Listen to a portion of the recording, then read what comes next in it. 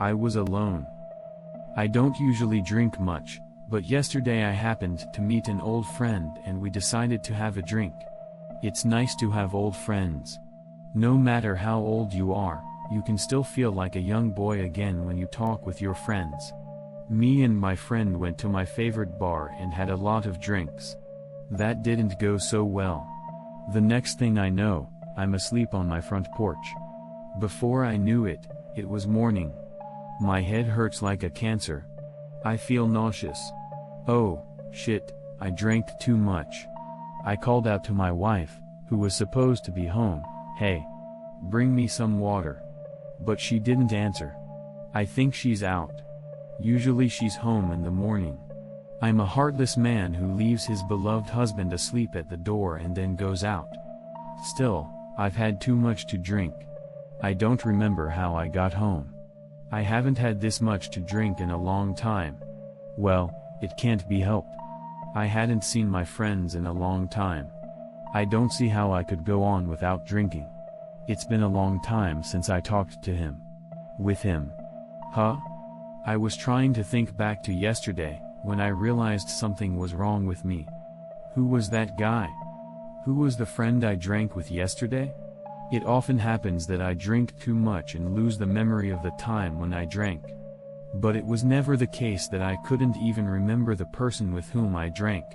I don't drink that much. But no matter how many times I try to remember, I cannot recall who my friend was. I can't even picture his face. I don't know if that's possible no matter how much I've had to drink. I was thinking about that when my wife came home. "Oh, hey. You're up?" My wife looked at me and said, "You're up, aren't you?" She didn't seem particularly worried. "Oh, yeah. Just now. But you can't just leave me sleeping in the doorway. Can you at least cover me with the covers?" When I said this, my wife looked at me with a puzzled look on her face. "Oh? Your friend said she would carry you to bed." "A friend of mine?" "Yes. He carried you home this morning, drunk and sloppy, didn't he?" "I had something to do this morning, so I was wondering what to do, and he said he would carry you to bed." "What did you say? My friend came to my house?" "But that's a quick story. Ask my wife what kind of a guy this friend was." "Hey, what was he like?" "What? What kind of man? He was your friend, wasn't he?" It was a fair question. But I had to ask. "Just tell me. What did he look like? What did he look like? What did he look like?" She tilted her head. "It's strange. It was just a few minutes ago, but I can't remember his face. I'm sure we saw each other and talked." I was somewhat horrified. "Just like me. I can't remember the man. I was drunk, but it's strange that my wife, who is not drunk, can't remember him. Who the hell is this guy?" I decided to check my movements yesterday. First I checked my phone. I must have some sort of correspondence with the guy when we meet. Where to meet him, when to meet him, when he'd be there in 10 minutes. I'm sure she texted him or called him or something like that. But no matter how much I checked, there was no such history. This is seriously weird. Then how did the guy and I meet up? No, how did you end up having a drink with him in the first place? By running into him on the street? You haven't heard from this guy in a while? I don't remember. I'll see what else I can find out. I decided to call a friend of mine in the neighborhood and ask around. This guy always cleans up around the house in the morning. He might have seen me coming home in the morning. "Oh? Are you all right already? I was worried when you came home this morning looking pretty drunk." As soon as the phone connected, I got the answer I was expecting. He witnessed me coming home drunk. This is a quick story. I've had a little too much to drink, but I'm all right now. I'm glad to hear that. But don't drink too much. If something happens, help won't come right away. No, as expected, my wife will find out and do something about it. Even though she is thin-skinned. I was about to argue with him, but decided not to. Now was not the time for that. Let me ask you something. There was a guy with me, wasn't there? I'd like to ask you about him. When I asked the question, I got a response I wasn't expecting. Huh? The guy you were with? What are you talking about? No, you know that guy I was with when I came home this morning? What are you talking about? You were the only one there, remember? What? I went blank. You were pretty dizzy, but you were coming home alone, okay? Hey. Are you alright? Were you hallucinating or something? No, I couldn't have been.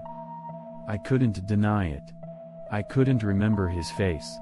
I couldn't be sure I wasn't hallucinating. No, but he sees my wife, too. I'm not hallucinating. Then what is it? I checked my wallet for other clues. I went through his wallet and found a receipt dated yesterday. A receipt for a drink at our favorite bar last night. I saw that he had ordered quite a bit of booze. And I'm not talking about just me. This is proof that I was drinking with someone else. I decide to go to the restaurant. The master and I are good friends. He said, "Welcome. I see you're here again today. You drank a lot yesterday. Are you alright? Were you with someone? No, you were drinking quietly by yourself. You were drinking at a much faster pace than usual." Again. There was no one there again. What does this mean? Who the hell is that guy? I did a lot of research after that. But in the end, I couldn't find out anything. No way, that was some kind of ghost. That's when I started thinking about it. I heard a news report on TV that a man who disappeared decades ago had been found. The man was found in an abandoned house in the next town over from where I live. When the picture of the man who was found appeared on the screen, I let out a gasp. This guy. He came to me, claiming to be an old friend of mine. But I knew he wasn't my friend. He was a stranger. I thought I was friends with a man I didn't even know. I thought he was my friend. Come here. The man who carried me home is on TV. I called out to my wife, who was supposed to be home, but she didn't answer. I called out to my wife, who was supposed to be home, but she didn't answer. According to the news, the man disappeared 25 years ago and was a high school student at the time. He told his parents he was going out for a while, and then disappeared. He was found in an abandoned house with a skeleton. He had been dead for 10 years. In other words, the man I met 6 months ago was a ghost. I wonder if he's been in an abandoned house for so long that no one could find him, and he approached me because he wanted me to find him. You went to all this trouble to make me think you were my friend. What a nuisance. I don't have any friends. I'm a lonely man. He made me believe I had a friend.